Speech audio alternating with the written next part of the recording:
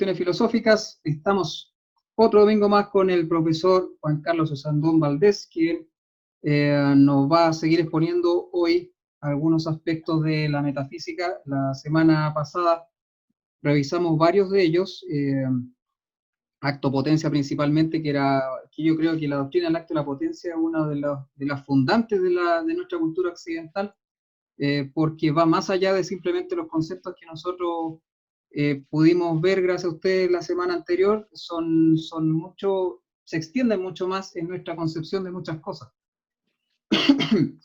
Siendo así, profesor, le doy el paso a usted, le doy la bienvenida y le agradezco como siempre su presencia. Muchas gracias. Yo te agradezco a ti la invitación, porque si un profesor no enseña, ¿qué hace? No es profesor. No es profesor, claro. Va contra la esencia. Claro. Bien, ahora quisiera abordar un tema que es realmente tan básico como los que hemos estado viendo hasta la fecha, ¿no? Y como ya hemos visto un poco el meollo de la razón, o sea, la sabiduría, la metafísica, ¿verdad? Por supuesto que un curso de metafísica debería durar un año, pero aquí no estamos en eso, estamos haciendo un muestreo solamente, ¿no? Y por otro lado, nos encontramos con que Santo Tomás es un teólogo. Él de profesión es teólogo, nunca fue filósofo de profesión, pero la teología lo obligó a estudiar filosofía y sobre todo a estudiar la filosofía de Aristóteles, ¿no? Y por lo tanto, él vuelve a plantear un problema que acompaña al cristianismo desde su nacimiento, que es qué relación hay entre razón y fe. De hecho, ese problema lo va a solucionar realmente Santo Tomás. Antes de él no estaba completamente clara la cosa. Y después de él, los que no siguen su doctrina tampoco la tienen tan clara. Hay que seguirlo a él, hay que escucharlo a él para realmente entender. Y lo primero, digamos, la fe. Pero cuidado, ¿no? Cuando hablamos de fe, pensamos en este contexto, ¿no? Pensamos en la revelación divina. Pero ocurre que la fe es el modo normal de conocer que tenemos todos desde que nacemos. Precisamente, ¿no? ¿Por qué hablamos nosotros castellano? Porque nuestros padres nos hablaron en castellano y nuestra fe en ellos era completa. El niño pequeño le cree todo a sus padres, ¿no es cierto? Y luego cuando entra al colegio le cree todo a su profesor, ¿verdad? Eso es fe. Casi todo lo que nosotros sabemos lo sabemos por fe. En realidad no lo sabemos, lo creemos. No sé, matemáticamente podríamos decir más del 80% de lo que uno dice que sabe, no lo sabe, lo cree, ¿verdad? ¿Qué es creer entonces? Es una manera de saber, claro está, y es la manera más normal de saber, pero tiene una diferencia con el saber, y es que yo me fío del saber de otro. Eso es la fe. El niño en sus padres, el alumno en sus profesores. Todos en los libros que leemos. Por ejemplo, toda la historia que sabemos, la sabemos por fe en los historiadores. Salvo la que hemos vivido nosotros, ¿no? Que en realidad de la historia de la humanidad es un tantico, ¿no? Es una coma nada más, la vida de un hombre. Ya llevamos, ¿cuánto? 300.000 años sobre el planeta o más, ¿no? Lo que digan los científicos, aunque no me convencen mucho las fechas prehistóricas, porque no hay manera de datar, ¿no? Cosas que ocurrieron 50.000 años antes de nuestra era, no hay manera de datarlas, sino muy, muy aproximadamente. Bueno, pero sea como sea, todo lo sé por fe. Incluso ahora, por ejemplo, yo por fe sé que existe China, porque nunca he ido a China. Pero abro un atlas y aparece ahí China con grandes letras. Ah, bueno, será, ¿no es cierto? Le creo al mapa. Eso es fe. Piensa tú, ¿no? Los conocimientos más importantes que tenemos los recibimos por fe. ¿Quiénes son nuestros padres? ¿Quiénes son nuestros hermanos? Lo sabemos por fe. ¿Te das cuenta? Imagínate sin familia. Claro, la familia que yo formo, yo, claro, tengo experiencia, ¿no?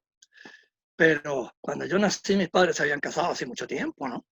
Y yo era muy chiquitito, así que no supe quién era mi madre. Claro que no. Pero me dijeron, esa es, bueno, es fe. Eso es fe. De modo que hablar contra la fe, por ejemplo, o decir, mire, la fe no se puede usar. Oiga, espérese, si todo lo que usted sabe lo sabe por fe. Y eso es algo perfectamente natural. Pero eso, claro, no es la fe teológica. Esa es la fe natural. La fe teológica, entonces, se basa en esto. Allá, como es la manera más fácil de llegar a saber, la fe es importantísima, ¿no? En todo orden. Si yo voy a estudiar química, compro un libro de química. Hago fe en el libro, en el autor del libro, ¿no es cierto? Mientras no vaya a un laboratorio y empiece ahí a hacer una investigación, todo lo que sé de química lo sé por fe. ¿Te das cuenta?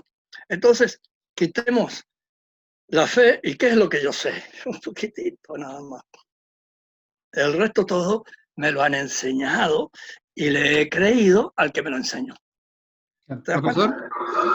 en este caso, cuando estamos hablando de verdades científicas y de validaciones científicas que son muy importantes para los mismos científicos y para la academia, qué sé yo, lo que podríamos decir que hay ahí es un sistema de validación de la fe que podemos tener en lo que nos está entregando la ciencia y aún así se está ocupando El, también la fe. el científico sabe cuando en su laboratorio, qué sé yo, se le pone roja la sustancia azul porque le echa una gotita de no sé qué. Eso él sabe porque tiene experiencia.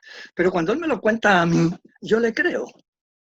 ¿Te fijas? Porque yo no tengo esa gotita, ni tengo ese líquido, ni tengo laboratorio, ni nada.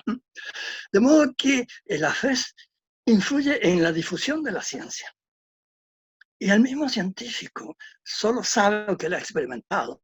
El resto lo cree a científicos anteriores a él o contemporáneos, pero que están en otra universidad y le mandan un paper, como dicen los yanquis, ¿no es cierto? Le mandan un trabajo en que dice, mira, yo he hecho esto, esto y esto, y le creo.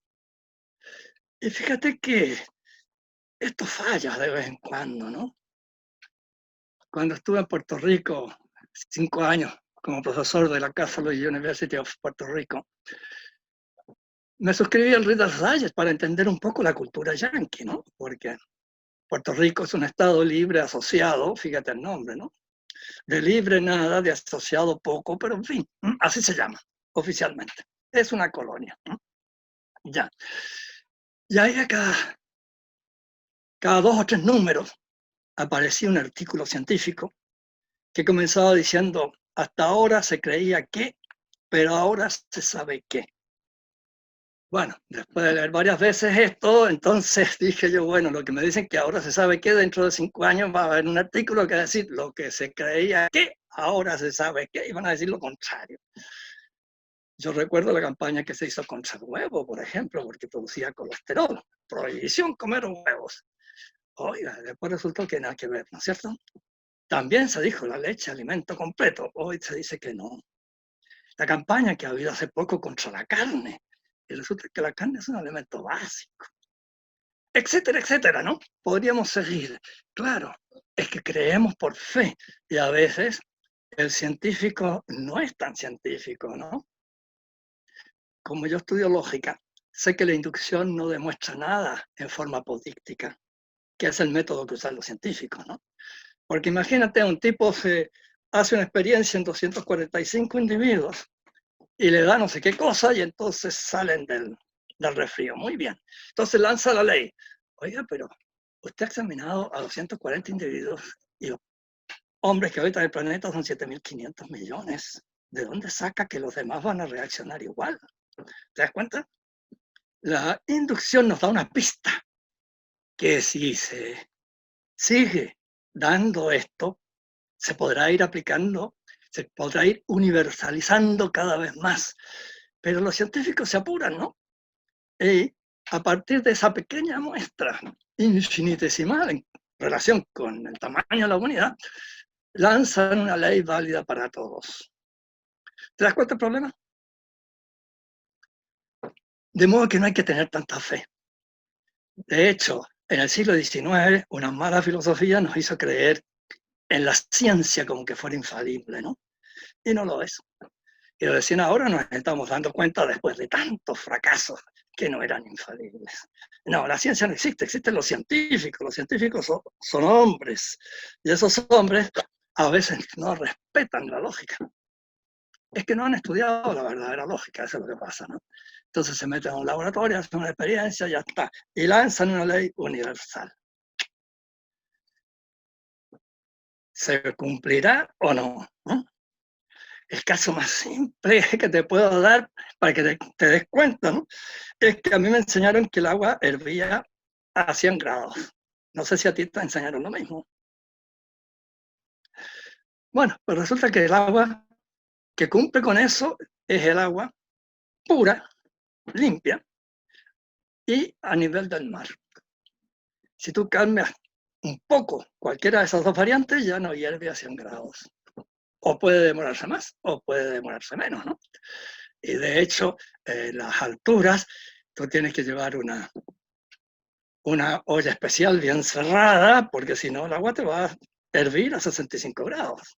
Y entonces los porotos no van a estar listos toda la semana, ¿verdad? Para que estén listos, tiene que usar entonces una marmita, así se llamaban. Entonces, ahora lo llamamos ollas a presión. Entonces, ¿qué quedó? Que el agua hervía a 100 grados. Oiga, había otros factores, ¿no? La presión del aire, ¿te fijas? La limpieza misma del agua, que sea realmente agua pura y no tenga algunos otros. Es que todo está relacionado, ¿ya? ¿Te fijas? Todo está relacionado. El universo, como nos enseñó Santo Tomás, es una unidad. Está todo relacionado. Entonces es muy difícil llegar a una certeza con el método inductivo. Con el deductivo, sí. Entonces vamos a tratar este tema del conocimiento natural, que se basa en la experiencia sensible, ¿verdad? Y en la experiencia sensible la iluminamos con los primeros principios de la razón que vimos hace unos domingos atrás, ¿verdad? Y llegamos a una serie de conclusiones que son válidas, aunque a veces nos apresuramos y ahí nos viene el problema, ¿no? Y entonces 5 años después sale el artículo, ¿no? Se creía que, pero ahora se sabe que, ¿verdad? Ya. Ahora, en su dominio propio, este conocimiento es autosuficiente. Como dice Santo Tomás, la primera objeción que se pone a las pruebas de la existencia de Dios, que vimos el otro día, dice que las ciencias naturales explican todo lo que ellos estudian sin aludir en nada a Dios. Es lo que dicen los científicos, ¿no? Yo no necesito a Dios para nada.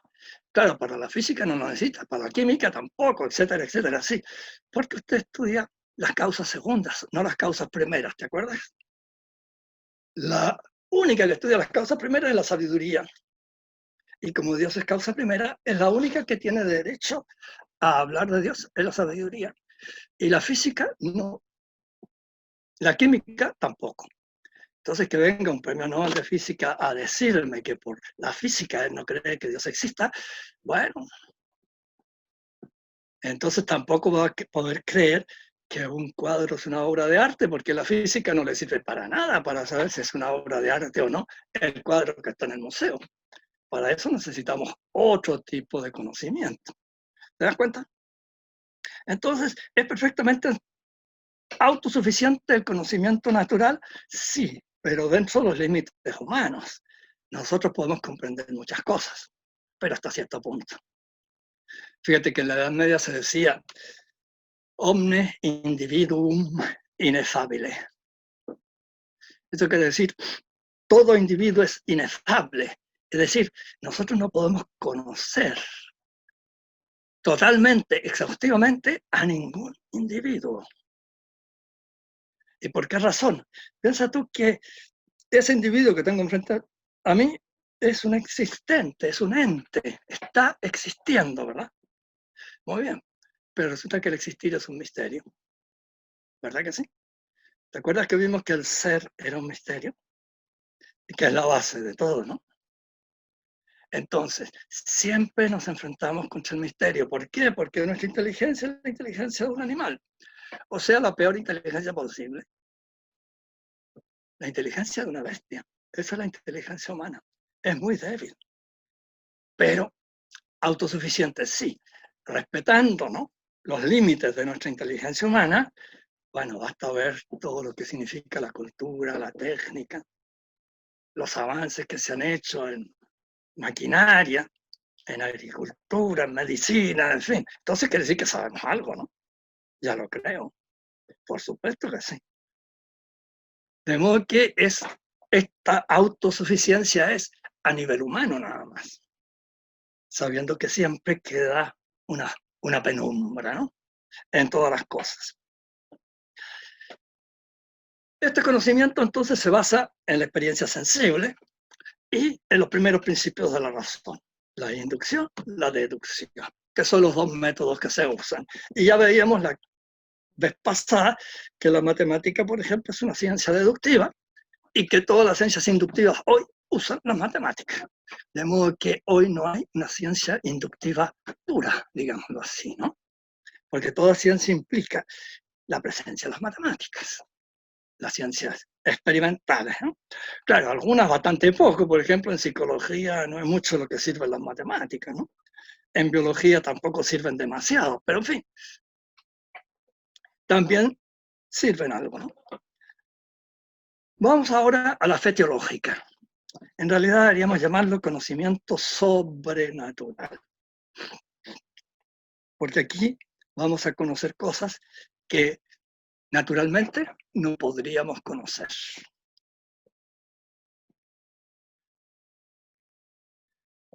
Para que las conozcamos, entonces necesitamos una revelación. ¿Y qué es una revelación? La palabra misma lo dice, ¿no? Se trata de dar a conocer algo desconocido. Eso es una revelación. Mire, les voy a revelar lo que realmente pasó aquí. ¿Qué quiere decir eso? Que lo que yo sé es muy poco y entonces este señor que me dice eso me va a revelar otra cosa que yo no sé y ahora voy a entender la cosa. ¿Te das cuenta? La revelación es esa entonces. Esta revelación, en el caso de la fe cristiana, es una virtud infusa. Aquí hay una moción de Dios. Dios mueve desde dentro a la persona para que acepte esta revelación. Y esta revelación es autosuficiente, pero también en el mismo sentido anterior, ¿no es cierto?, a nivel humano. La revelación no nos revela todo. Cuando, por ejemplo, la revelación nos dio a conocer cómo se hace una aspirina. Nunca. La aspirina la inventamos nosotros mucho después. Es que no era ese el objeto, ¿no?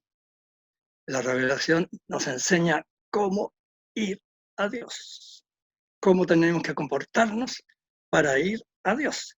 Y en este punto es autosuficiente. Efectivamente, nos enseña todo lo que debemos saber nosotros para salvar nuestras almas, como enseña San Ignacio de Loyola, por ejemplo, ¿no? Y eso es lo revelado, ¿no? San Agustín lo dijo con una frase muy simpática, ¿no? Dice, miren, la revelación no nos enseña cómo marchan los cielos, sino cómo marchamos nosotros al cielo. ¿Te das cuenta? Claro, en castellano se entiende, pero en inglés no, porque sky, heaven, nada que ver, ¿no? Pero nosotros llamamos cielo a los dos, ¿no? Al atmosférico y al cielo eterno. Pero entonces, lo que nos revela la Sagrada Escritura no son verdades naturales, salvo que ellas tengan una conexión, ya lo vamos a ver, con lo otro. Lo que nos revela es lo que importa, salvar el alma, llegar a Dios. Pero fíjate que la fe, tanto en la natural como en la sobrenatural, nosotros tenemos que exigir las credenciales del que me viene a decirme, mire, yo sé. Ah, sí, demuéstrame que sabe. Bueno, cuando yo voy al doctor, veo ahí detrás del doctor un cuadrito que dice Universidad de Chile, Escuela de Medicina, qué sé yo, ¿no? Fulano de tal obtuvo su doctorado el 5 de diciembre de 1981. Ya, bueno. Entonces ahí está, ¿no? Ahí está el pergamino. Hubo una comisión, muchas comisiones, aprobó no sé cuántos cursos durante 7 años y al final le dieron su cartón. Ahí está. Esa es la prueba de que él sabe. ¿Ves? Nosotros tenemos que exigir entonces una prueba. Aquí, como la revelación viene de Dios, entonces tenemos que exigir algo que solo Dios puede saber. Esos son dos criterios, ¿no? Uno, los milagros, y el otro, las profecías. Nadie puede hacer milagros. Y nadie puede profetizar el futuro.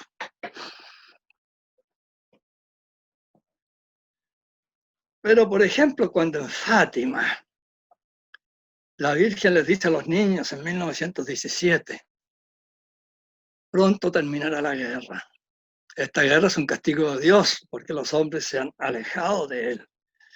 Pero si no vuelven a Dios, vendrá una peor, que será anunciada por una luz maravillosa. Ahora sí. De modo que al cumplirse esta profecía, nosotros tenemos ahora certeza, efectivamente, a esos niños le habló la Virgen. Porque ellos dicen que vino la Virgen y la Virgen les dijo eso, y eso se cumplió al pie de la letra.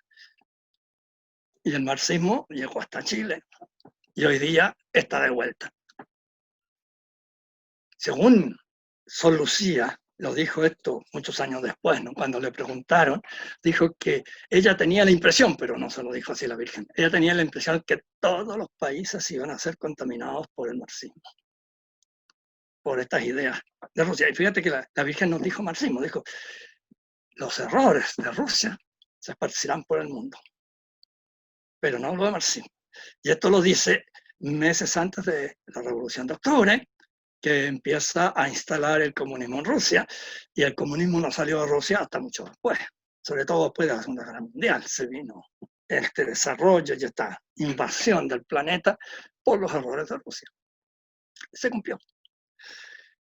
El otro signo, que es inmediato, ¿no? Es el milagro. Y el milagro consiste en que ocurre algo que no tiene nada que ver con lo que nosotros sabemos, ¿no? Del comportamiento de la naturaleza.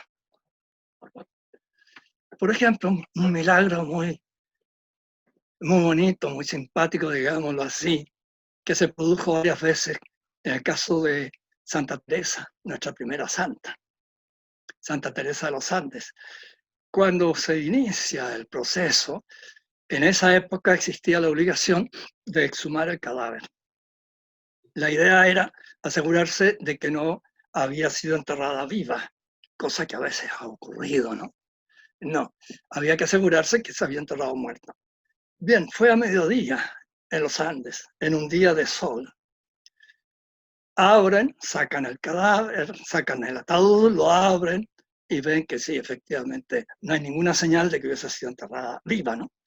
Pero alguien de repente dice, miren, miren el cielo. Y ocurre que hay un arco iris al oriente, precioso, y hay otro arco iris al poniente, precioso. Ahora los que saben un poquito de clima, de atmósfera y todo lo demás saben que eso es imposible. A mediodía no puede haber arcoíris. Los arcoíris solo se producen por la mañana contra el poniente y por la tarde contra el oriente, porque es la luz del sol que se refleja en una nube. Y entonces aparece el arcoíris. Pero no había nubes y era mediodía. Y esto ocurrió no solo en esa ocasión, ¿no? Sino que después, cuando se trasladó el féretro al interior del convento de los Andes, también se hizo mediodía y se produjo el mismo fenómeno, el arco iris al oriente, el arco iris al poniente. Entonces la física dice, imposible. Bueno, eso es el milagro. Cuando nuestros conocimientos nos dicen, esto no puede pasar, pues eso pasó. Y Jesucristo hizo milagros. Uf. Y en la Iglesia Católica los milagros están a la orden del día. No sé por qué me he encontrado en general con muchos sacerdotes que como que no les gusta esto de los milagros, ¿no? Pero fíjate que en 1955, 54, o así, murió un hermanito en Montreal, Canadá. Era el sacristán de la iglesia en la que él servía. Y este hermanito, se dice, la biografía de él lo dice, realizó más de 1000 milagros en su vida. ¿Te das cuenta? 1000 milagros, él solo. Vaya que si hay milagros en la Iglesia Católica, ¿no? Y para qué decir el Padre Pío. El Padre Pío se paseó por los 5 continentes. ¿Sabías tú que estuvo en Zapallar, acá en Chile? Yo lo sé porque mis padres han tenido casa allá y son amigos de mucha gente. Y un matrimonio, amigos de ellos, tuvo la desgracia, la mujer, de que su marido y su hijo murieron en un accidente de auto. Ella se fue a vivir a Zapallar, ahí se quedó y entró en una depresión terrible. Eso por allá por 1950. Y un día, volviendo de la misa, con la tristeza tremenda que tenía, ¿no? En esa época no se hablaba de depresión, pero hoy día uno dice, esta pobre mujer cayó en depresión, ¿verdad? Y se encontró con un fraile, típico fraile de barba blanca y café, franciscano, carmelita, capuchino, de una de esas congregaciones. Y el fraile le mete conversa y se van caminando, conversando, y la deja llegar ella a su casa, se despide, y empieza a sentir una paz, esta mujer, que al día siguiente corre a la misa otra vez, termina la misa y se va a hablar con el párroco. Y le pregunta por el fraile franciscano que está en Zapallar. Y el párroco le dice, no hay ningún fraile aquí, era invierno. En verano suelen ir sacerdotes de vacaciones allá y ayudan al párroco, ¿no? Pero en invierno no, nadie. Empiezan a averiguar por todo el pueblo, nadie ha visto a un fraile. Años después, esta mujer vio una fotografía del Padre Pío y dijo, pero si este es el fraile que habló conmigo. Era el Padre Pío capuchino. Entonces, el milagro se está dando siempre, ¿para qué decir Lourdes? ¿No? En Lourdes están tanto los milagros que se creó una oficina para seguir todo el sistema médico, y ahí se convirtió Alexis Carrel, ¿no? El gran científico. Recién recibió en la Sorbona, oyó hablar de Lourdes, dijo, estas son pamplinas, y se fue a Lourdes a probar de que estas eran tonterías y qué sé yo. Y lo primero que le llamó la atención fue una oficina muy bien montada, con médicos, y que el seguimiento de cada caso era impecable. Entonces él quedó asombrado. Y le tocó ver una curación milagrosa así, en vivo y en directo, como dicen hoy en televisión, ¿no? Entonces dejó de ser ateo y se convirtió en un buen católico. Fue un gran médico, este señor Carrel. Bien, entonces, profecías y milagros. De modo que yo no le creo a cualquiera que me venga a decir, mire, Dios me ha dicho esto, lo sabe. Sí, seguro. Y la esquizofrenia, ¿cómo anda, no? A mí me tocó como profesor un caso de una muchachita pobrecita. Era esquizofrenia. Y así, el número de místicos falsos, ¿no? Que son enfermos mentales nada más, es enorme. Por eso la iglesia tiene mucho cuidado y siempre espera bastante tiempo antes de poder decir, mire, esto parece que está bien. No, al comienzo lo primero que hace es no, porque tiene que probarse de que es Dios el que habla, ¿no? Y eso se prueba con milagros o con profecías. Y bueno, en la Sagrada Escritura, el Antiguo Testamento, en el Nuevo Testamento tenemos una gran cantidad, pero eso ha seguido hasta el día de hoy. Y la iglesia tiene una cantidad de santos que hicieron muchísimos milagros en vida, pero eso, fíjate, la iglesia es tan cuidadosa que no los toma en cuenta. Toma en cuenta los que se producen después de la muerte, porque ahí está manifestando Dios que quiere que esa persona sea reconocida. Y vieras tú, yo estuve en los Andes, porque una tía mía estaba ahí en ese convento, y estuve hablando con ella y me mostró los libros, porque ella recibía el relato de los milagros, ¿no? Y me mostró los libros, oye, de esos libros así grandes, como de contabilidad, de actas de las empresas, así de gruesos, así, ¿no? Llenos, como 5 libros, con los relatos de los milagros. Increíble, ¿no? Y después dicen, no hay milagro, oiga, como que no. Y todos esos relatos, y la gente va espontáneamente a contarlos, porque nadie les dice nada, ¿no? Y van todos a contarlos.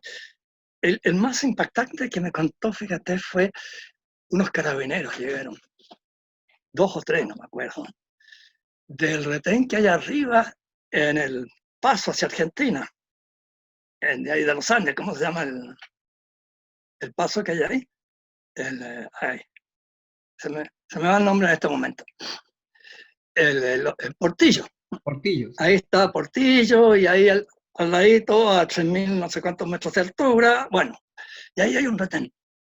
Y ella me contó, vinieron estos carabineros acá a contar el caso. Y dicen que de repente, en la mañana, me parece que fue, sienten un ruido y como que se hizo de noche. Un rodado, dijeron ellos, ¿no?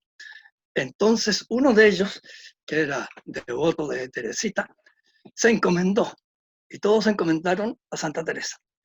Pasó el ruido, pasó todo y ya. Salieron afuera y en el cerro del frente se había producido el rodado. Y el rodado iba derecho al retén. Y poco antes de llegar, torció. Pero un rodado es una caída de agua, ¿no es cierto? De nieve, ¿no? Torció, dio la vuelta y pasó por el lado del retén y no los tocó. Y eso fueron a contarlo al convento. Qué milagro, ¿no? Impresionante. Bueno, entonces, entre estos dos modos de conocer, que hoy parece que hubiera una oposición, ¿no es cierto? Ah, no me venga usted con fe, no, aquí yo creo pruebas, ¿no? Hay oposición, no hay oposición.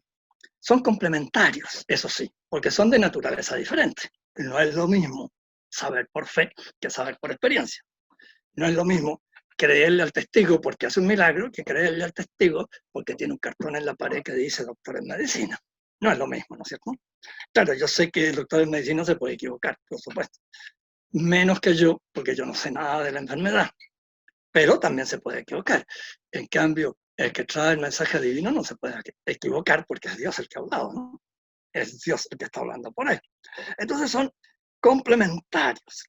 No hay oposición. Fíjate que si lo que revela un señor que dice que es enviado por Dios es contrario a lo que está demostrado y sabido, basta eso para decir, este señor no es inspirado, no habla Dios por él. Si viene alguien a decirme que la Tierra es plana, oiga, no.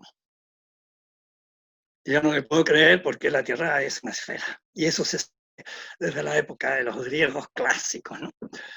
Ya Pitágoras, siglo V, VI antes de Cristo, dijo que la Tierra era una esfera. Y desde ahí para acá, claro que él lo dijo por razones matemáticas, ¿no? Pero después se pudo demostrar por razones de otro tipo. De modo que son dos maneras de conocer distintas, pero se complementan. ¿Cómo así? El conocimiento por fe, el conocimiento sobrenatural, da una certeza increíble, porque Dios no puede equivocarse, y Dios no puede engañar, Dios no puede mentir, es la santidad suprema. De modo que nos da una norma positiva, diciendo qué es lo que yo debo aceptar. Ocurre, fíjate, que el objeto del conocimiento natural son las verdades naturales, ¿no es cierto? Objeto formal del conocimiento natural es las verdades naturales que se pueden alcanzar por la experiencia y por la razón. El objeto de la fe, de la revelación, son verdades sobrenaturales que no se pueden alcanzar por la razón y también verdades naturales que se necesita para conocer las otras. Entonces, en la revelación hay verdades naturales. Por ejemplo, los 10 mandamientos de Moisés. Si tú te fijas, los 10 mandamientos de Moisés se pueden perfectamente demostrar que efectivamente el ser humano debe actuar así. No debe robar, no debe mentir, no debe cometer asesinato, ¿verdad? No debe calumniar, ¿no? ¿Te fijas? Todo eso por razón, ¿se entiende? Piensa tú. Aristóteles decía, de repente al pasar dice, entre los sabios ni se menciona el adulterio. O sea, tenía bien claro el tipo, ¿no? No, el adulterio, no, entre los sabios, eso no, ni se menciona siquiera. ¿Te fijas? Y cuando entonces nos dice el mandamiento no fornicar, oiga, pues esto lo sabe todo el mundo, ¿no? Siempre que, claro, tenga un mínimo de virtud, como el caso de Aristóteles, que era un hombre muy sano, sabe perfectamente que eso no. ¿Te das cuenta? Entonces son verdades naturales. Pero ocurre que fuera de Aristóteles, ¿cuántos más sabían eso? ¿Te fijas? Estando en Puerto Rico recibí propaganda de un libro en inglés, ¿no?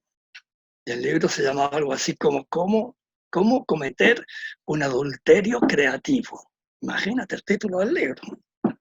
Bueno, ese no había leído Aristóteles nunca, ¿no? No tenía idea. ¿Eh? Creativo, ¿no? Un adulterio es destructivo de todas maneras. No hay caso. Destruye. Es un daño tremendo al matrimonio. Bueno, eso lo enseña Moisés. Y entonces, aunque yo no tenga para nada la virtud de un Aristóteles o de un Sócrates o de un Séneca, de estos grandes personajes de la antigüedad clásica, ¿no? Basta con que sé que Moisés lo dice y tengo que aceptarlo. Si lo dice Moisés, es así, porque Dios se lo dijo a Moisés y Moisés me lo dice.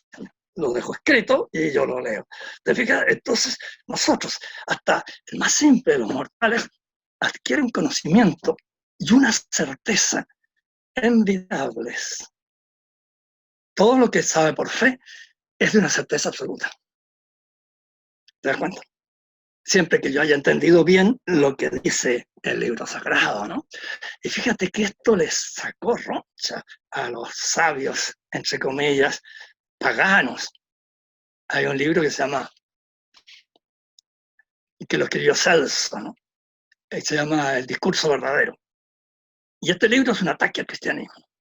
Este Celso es un filósofo, posiblemente estoico, que ha creído en una cantidad de calumnias que hay contra el cristianismo. Y entonces él rebate, refuta todo esto, ¿no? Pero hay un detalle en ese libro en que él dice que estos cristianos son gente muy rara, ¿no? Porque cualquiera ahí, hasta una viejita que no ha estudiado nada, se la sabe todas mejor que Platón. Claro, Platón no sabe, no está seguro si las almas van al cielo o no. En cambio, cualquier cristiano sabe que el alma es inmortal y que si se porta bien se va al cielo y que se porta mal se va al infierno, cosa que no sabía Platón. Y esto le molesta mucho a este Celso. ¿Te fijas? O sea, ¿qué ayuda nos da la revelación? Al darnos a conocer verdades naturales que difícilmente la razón natural puede encontrar. Con mucha dificultad. En cambio, de momento que son reveladas por Dios, todos los que tienen fe lo saben. Miren el servicio que da la fe. Es fantástico, ¿no? Esa certeza, esa ausencia de errores. En el hombre más simple, elimina la ignorancia en los temas fundamentales. De modo que esa persona analfabeta, pero que le han enseñado la doctrina y fue bautizada, hizo su primera comunión, se confirmó, qué sé yo, y se sabe la doctrina básica, tiene una sabiduría en la cabeza muy grande, pero por fe, no por el raciocinio como Aristóteles, o como Platón, ¿no? O como Séneca, sino por fe. De modo que mira todo el tremendo servicio que le da la fe a la razón. Además, estas cosas tan difíciles, ¿no? Que difícilmente logramos nosotros comprender, valga la redundancia, la fe nos dice desde el comienzo, esto es así. Y nos quita toda duda. Vaya servicio. Es fantástico el servicio que le da la fe a la razón. De modo que si yo encuentro una razón muy válida, como la de autor de ese libro infame, ¿no?, para decir que el adulterio es creativo, al leer el otro libro digo, no, esto no puede ser. Entonces las razones que da este señor no valen, porque está diciendo lo contrario de lo que dice Dios, y Dios no se puede equivocar. Entonces es un escudo para mi inteligencia. Sé de antemano ciertas cosas que son fundamentales, pero no las sé, las creo. Y por eso, por ejemplo, la mayoría de la gente dice creo que existe Dios. Y yo no puedo decir eso, yo sé que existe Dios porque he estudiado metafísica, porque he estudiado sabiduría, he estudiado teodicea, teología natural. Entonces he visto las pruebas y tengo certeza natural de que existe el primer principio, de que existe la inteligencia, que existe la causa primera, que existe el motor inmóvil, ¿te fijas? Que son los distintos nombres de Dios, que la razón puede darle. Pero el que no ha estudiado sabiduría, el que no ha estudiado metafísica, no puede tener esa certeza. Pero la fe se la da de partida. ¿Te fijas? Porque la fe es creer en la palabra de Dios. Entonces Dios existe, evidentemente, si no, ¿cómo? De modo que ya partimos bien. Fíjate, tremenda ayuda que le da la fe a la razón. ¿Y la razón ayuda a la fe? Claro que sí. Fíjate que acabamos de decir, viene un señor aquí a decirme, mire, yo sé. A ver, un momentito, le digo yo. ¿Y por qué sabe usted? Ah, sí, porque Dios me dice. Bueno, un momentito, vamos a ver cómo me prueba usted de que Dios existe. ¿Te fijas? Lo que acabamos de decir, ¿no? Yo le exijo las credenciales. ¿Y quién me dice a mí que le exija los credenciales? La razón. La razón le presta a la fe ese gran servicio. Eso es lo que técnicamente se llama preámbula fidei. Y Santo Tomás lo explica muy bien todo esto, ¿no? Entonces yo, antes de aceptar que Lutero, por ejemplo, tiene toda la razón cuando dice que todo lo que se ha hecho después del siglo I en el cristianismo está mal hecho y hay que volver al siglo I, oiga, no, pues, ¿te fijas? No, eso no puede ser. Usted, a ver, muéstrame usted que usted habla en nombre de Dios. Haga milagros, resucita muertos. Si resucita muertos, entonces podría ser, ¿no? Pero no resucitó a ninguno. Entonces, no hizo ningún milagro. Lamentablemente el pobre terminó suicidándose, terrible cosa, ¿no? Entonces no se le puede creer. ¿Te das cuenta? ¿Y quién es el que me enseña esto? La razón. La razón me dice, exige la prueba al que te habla en nombre de Dios. Y mientras no te dé la prueba, no le creas. No se puede decir que Dios ha revelado algo si lo que tú estás diciendo es un disparate. Por ejemplo, yo leí en una persona que decía que recibía, ¿no?, de la Virgen, de santos, un montón de cosas. Bueno, muy bien, leí un libro, todo lo que decía era sensato, leí otro, todo lo que decía era sensato, pero de repente me encontré con que dice que los ovnis, objetos voladores no identificados, son las máquinas en las que viajan los demonios a la Tierra. Cerré el libro y se acabó la cosa, ¿no? Porque semejante idiotez, ¿no? Si los demonios son espíritus, ¿cómo van a viajar en máquinas? Pues. Además agregan, los ángeles no, porque los ángeles los envía Dios, pero los ovnis son las máquinas de los demonios para venir a la Tierra. Se acabó la revelación. Semejante disparate no se lo puede haber dicho la Virgen. ¿Te fijas? Cerré el libro y se acabó. Eso me lo enseña la razón. Además, fíjate, otro favor que le hace la razón a la fe es que explica el contenido de la fe. Hay que entender la fe. No sé si todavía se usa la expresión, ¿no? Yo tengo la fe del carbonario. Recuerdo que el padre Osvaldo Lira se ponía furioso. Le decía, bueno, el que es carbonero, que tenga fe de carbonero, está bien, pero yo soy profesor de filosofía, yo no puedo tener fe de carbonero. Y si usted es un médico, no puede tener fe de carbonero, porque es médico, tiene una cultura que le obliga a tener una comprensión de la fe muy superior a la del que no tiene ninguna cultura. Y esa explicación la da la razón. Eso es lo que nosotros hoy día llamamos teología, ¿no es cierto? Entonces, un tratado de teología, ¿qué es? Es una obra de la razón de un teólogo, ¿no? Que está con su filosofía, con su sabiduría, tratando de entender lo mejor posible el contenido de la revelación. Esa es toda la teología. De modo que la teología la construye la razón, a partir del base de la revelación, ¿no? Del dato que da la fe. Pero luego viene la explicación, luego viene la ordenación, luego viene sistematizar todo esto, ¿no? Entonces un tratado de teología tiene todo un esquema y desarrolla todo esto de un modo orgánico para hacerlo más fácil de que todo el mundo lo comprenda y lo memorice con más facilidad. Además se deducen aplicaciones. Hay que deducir la aplicación concreta de cómo vivimos la fe nosotros ahora en el siglo XX. Nosotros no vamos a usar, qué sé yo, la armadura medieval, como los caballeros que fueron a Tierra Santa, ¿no es cierto? No, porque estamos en otro siglo. Tampoco vamos a salir a pescar como San Pedro y San Juan en el lago Tiberíades para ser cristianos. No, sí. ¿Te das cuenta? Tenemos que aplicar esa doctrina al momento de ahora, y todo eso lo hace la razón. De modo que la razón también le hace un gran servicio a la fe. Y dentro de esos servicios está lo que te decía recién, ¿no? Rechazar las falsas revelaciones.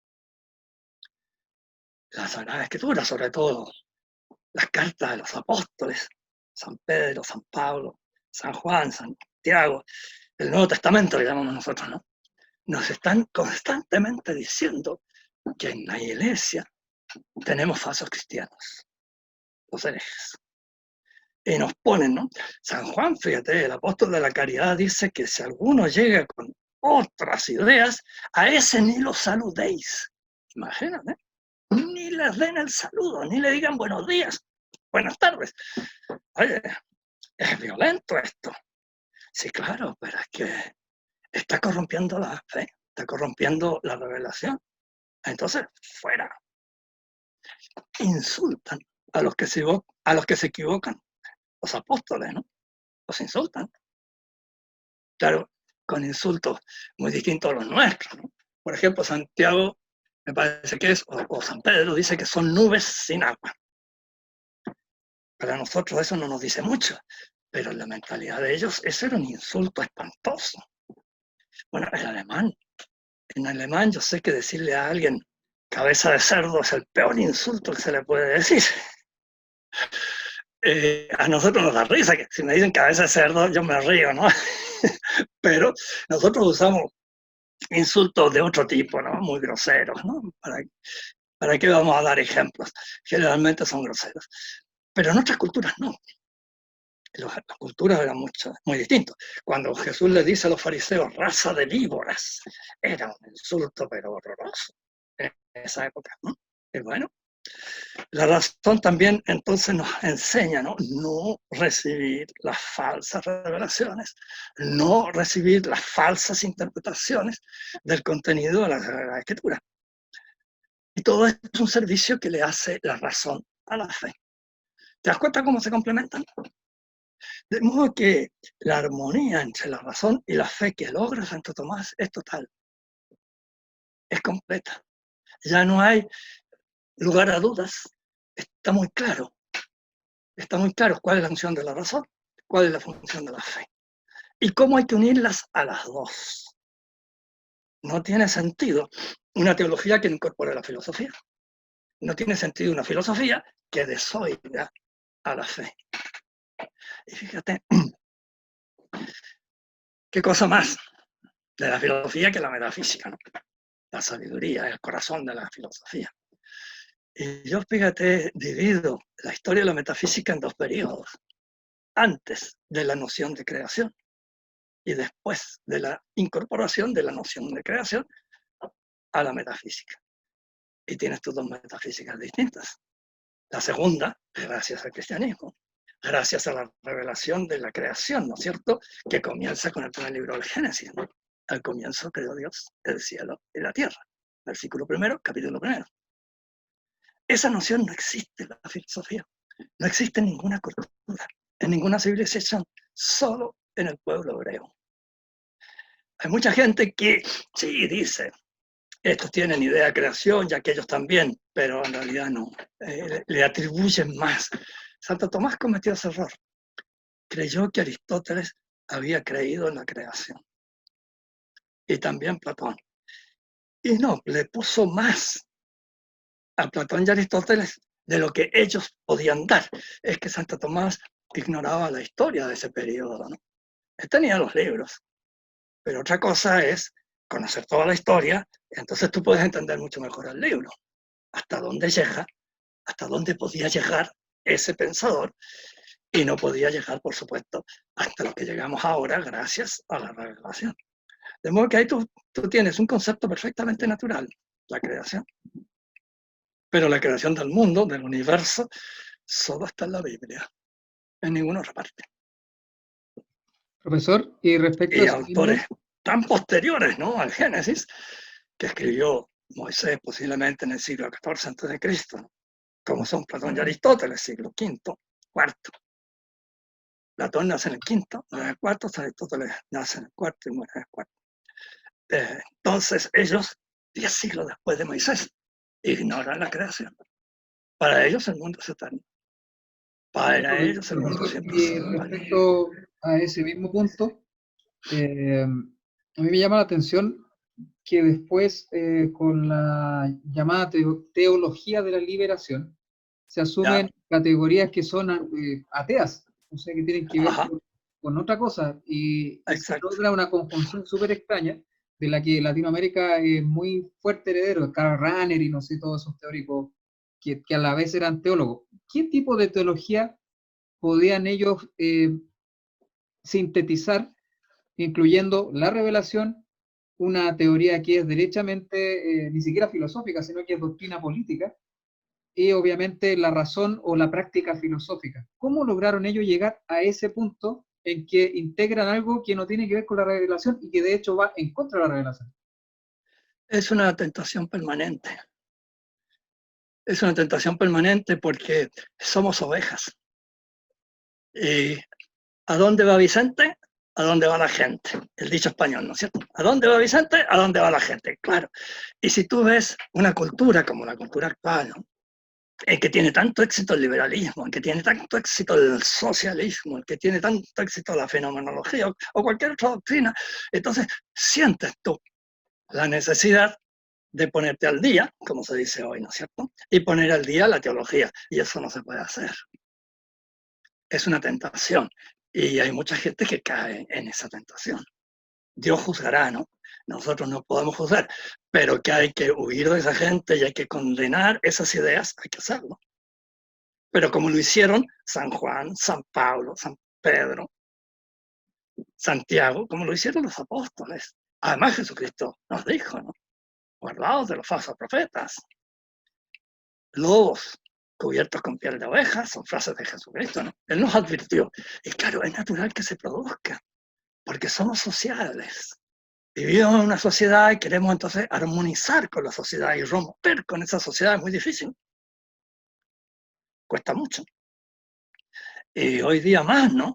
En que tú tienes desde que naces todo el periodismo hablándote contra las verdades cristianas, ¿no?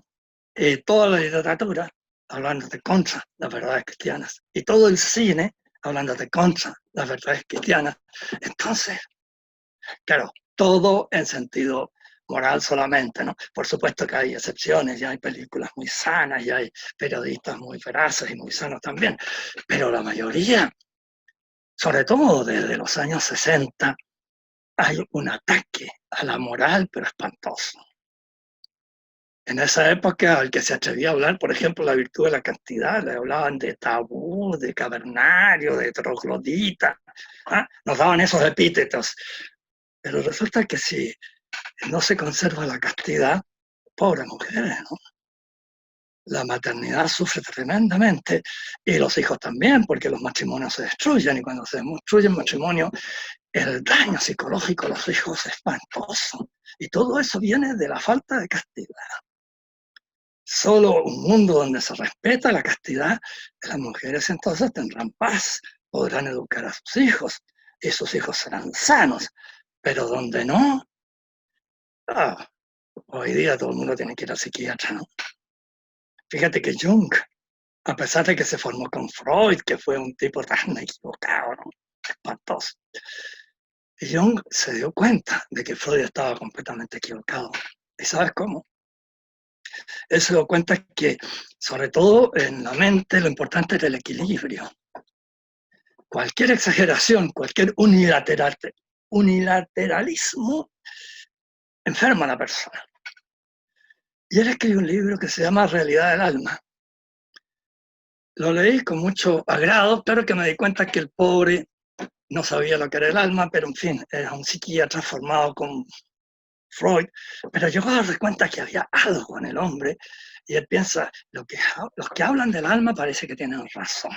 ¿Y cómo llegó a eso? Él lo cuenta en el libro, fíjate. Conoció a un hombre joven con una neurosis bárbara, ¿no? Lo curioso es que se había leído todo Freud y conocía muy bien que él era un neurótico tremendo. Entonces no comprendía cómo era posible que no pudiera sanar conociendo a Freud y practicando las enseñanzas de Freud, ¿no? Y entonces conversan, claro, lo que se hace con un psiquiatra es conversar, ¿no?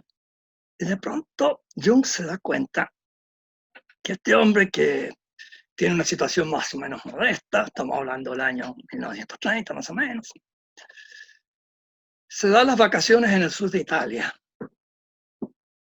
en un lugar muy caro y extensas vacaciones, y entonces le pregunta, pero, oiga, ¿cómo financia usted estas vacaciones? Y el tipo le cuenta, mire, es que tengo novia, y la novia me da todos sus ahorros, porque vamos a comprar un departamento, una casita, y mientras no la compremos no nos podemos casar. Por supuesto, yo no pienso en casarme por ninguna manera, pero con esa plata yo me doy las vacaciones. Entonces, Jung le dice, oiga, pero eso de su parte es deshonesto. Me parece que usted está portándose muy mal con esta mujer. La furia del tipo, que no venía a un monasterio, que no hablaba con curas, qué sé yo, y salió dando un tremendo portazo. Y Jung dije, ahí está la causa.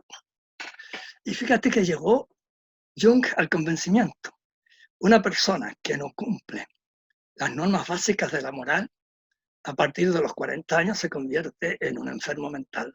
Fíjate la frase, ¿no? Claro, hasta los 40 años no ha madurado suficiente y puede ser idiota, ¿no?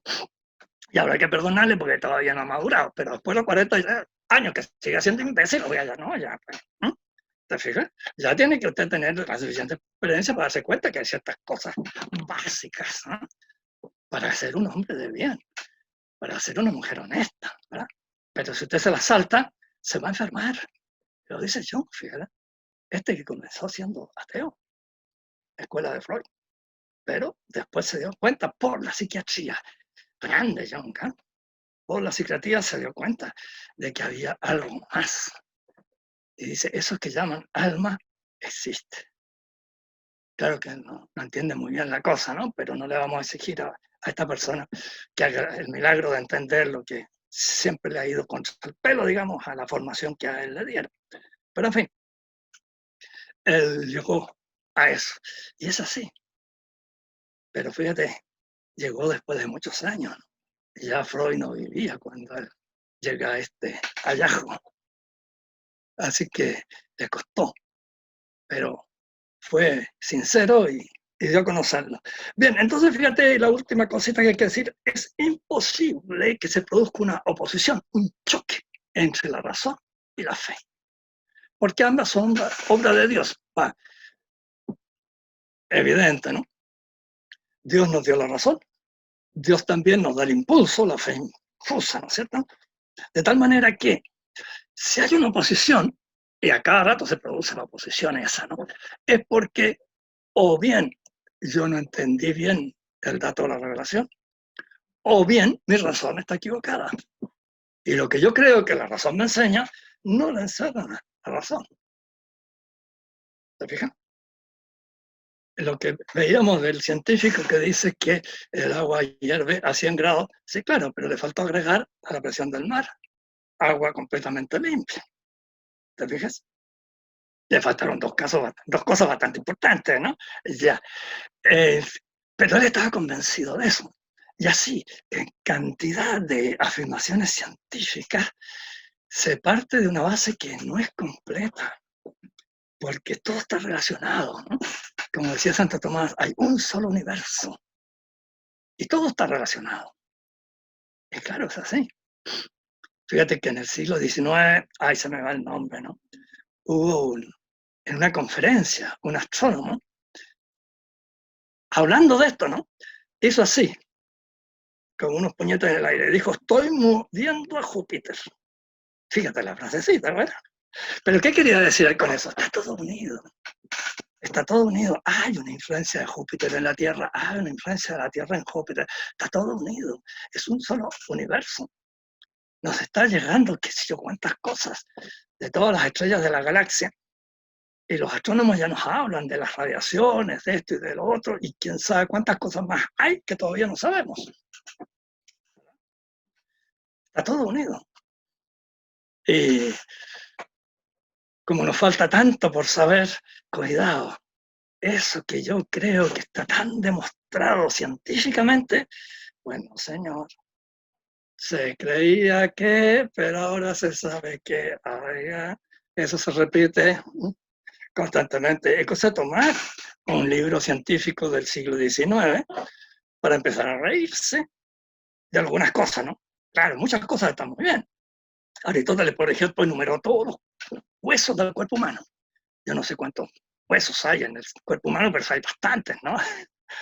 Piensa tú, los dedos tienen 3 huesos, ¿no es cierto? Cada dedo, y como tengo 20 dedos, tengo 60 huesos sobre los dedos.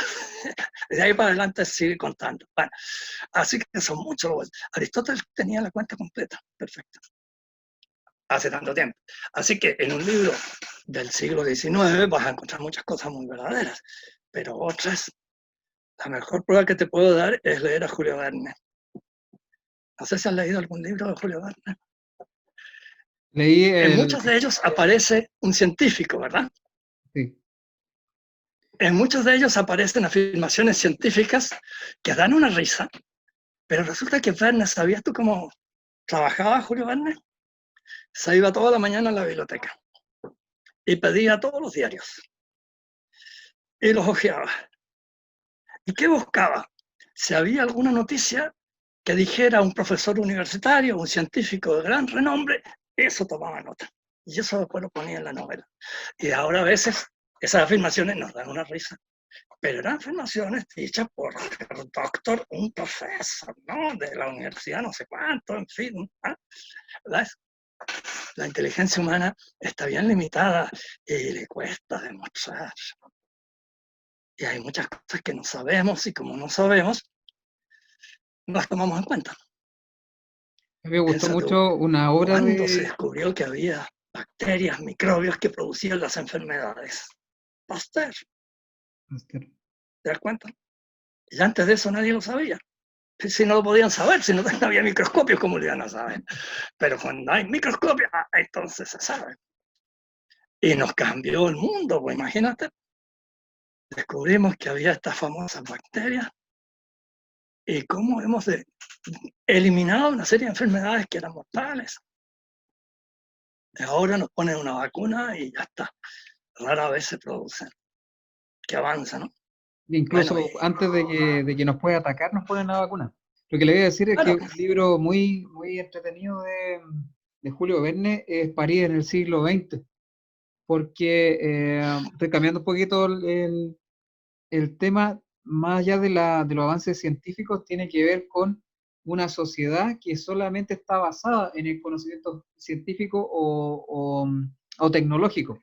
Entonces, claro. este personaje, que apellido parece que era Dufresnoy, no me acuerdo bien, lo despreciaba a su familia y lo despreciaba a la sociedad porque quería ser poeta o novelista, no me acuerdo. Ya, Esas áreas del conocimiento que eran inmateriales, que no eran productivas, que en el Claro, fondo no claro. producían nada visible, quedaban excluidas y eran como no deseadas en la sociedad, que era el París del siglo XX. Ellas se estaban anteponiendo un poquito a lo que pasó después con estas sociedades tecnárquicas que tenemos, Claro. donde Y lo que bueno, importa es eso. todo eso viene de Comte, el famoso filósofo que tiene muchos méritos por otro lado, ¿no? Pero en este punto falló. Para él el único conocimiento válido es el de la ciencia experimental. Y eso se impone en el siglo XIX. Y eso es lo que toma ahí Julio Verne como base. Porque él también está afectado por eso, ¿no? Él constantemente está dando estos informes científicos que hoy nos dan una risa tremenda, pero en fin, pero eran novedades que, como te digo, ¿no? Un profesor de alguna universidad había dicho y él tomaba nota y lo incorporaba al cuento, ¿no? Es el viaje al centro de la Tierra, por ejemplo, tiene muchísimas de esas cosas. Eh, Hoy día hemos llegado a ese extremo, ¿no? De solo valorar lo que se ve, lo que se oye, la experiencia sensible, pero eso es lo menos. Pues. El mundo interior es mucho más rico, el mundo de las emociones, de los sentimientos. Como dicen los psicólogos, no, lo que más importa es amar y ser amado. Psicológicamente es muy cierto. Ya lo ve Aristóteles. Aristóteles dedica un libro entero de la ética a una virtud, la amistad. Para él, la virtud principal es la amistad, o sea, el amor entre los seres humanos. Y tiene toda la razón. Y eso no se ve en un microscopio, no se ve en una física, ni en una química, no, eso no es corporal. Hay un elemento espiritual ahí, ¿no?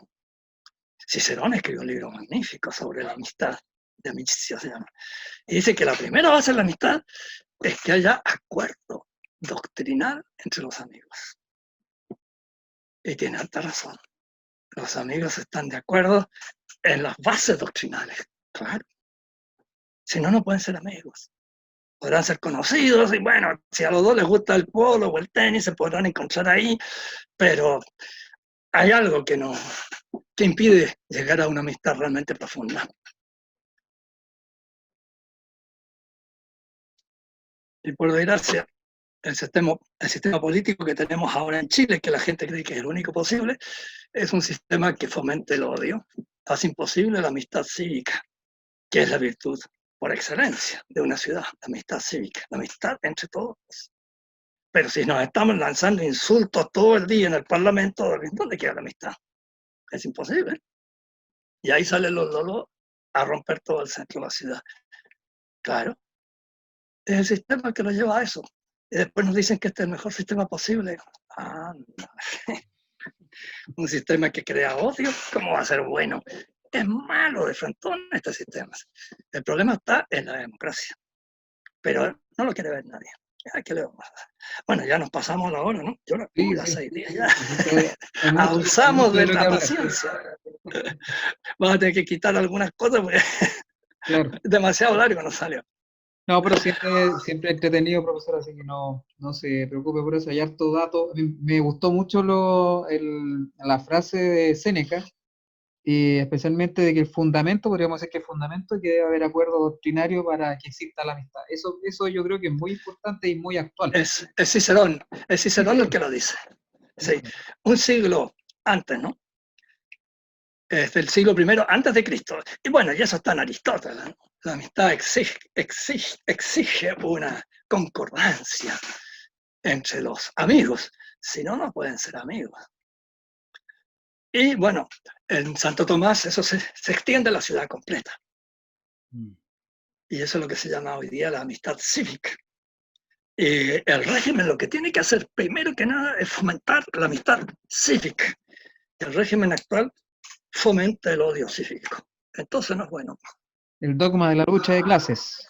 Exacto, es a dónde va a llegar. Y por eso es que la democracia es el caldo de cultivo del marxismo. Pero vaya que un demócrata lo entienda, eso es milagro. Bien, pues, entonces hasta la próxima semana. Hasta la próxima semana, profesor. Le doy las gracias, como siempre. Estuvo muy Gracias a ti. educativo todo. Y si tienen consultas, por supuesto, las pueden hacer en los comentarios del canal o me escriben directamente voy a estar publicando también ahí el correo del programa. Así que les mando un gran abrazo a todos en la casa, profesor, a usted como siempre, agradecido por su generosidad, y nos estamos viendo pronto, pronto. Nos vemos. Chao, chao. El próximo domingo, si Dios quiere. Si Dios quiere, el próximo domingo. Gracias.